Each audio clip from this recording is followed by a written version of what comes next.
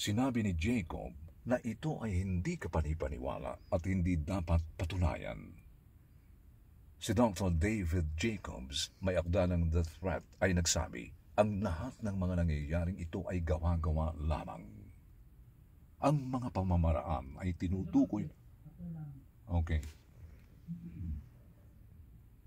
Ang mga pamamaraan ay tinutukoy na hindi dapat maupo na lang at maghintay ng gagawin.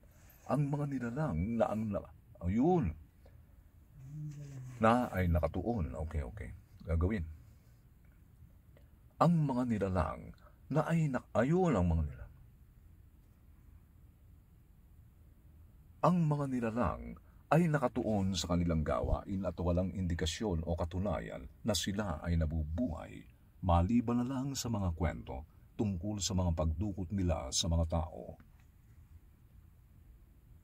Ang mga insidente ay may sinusunod na pamantayan. Una, ang paghuli.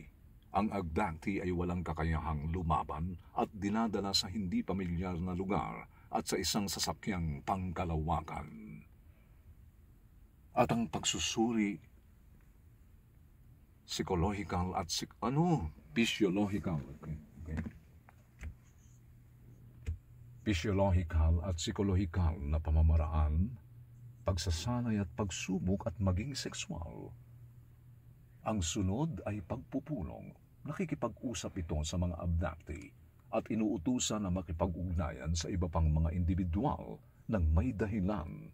Madalas ay sa pamamagitan ito ng telepathy.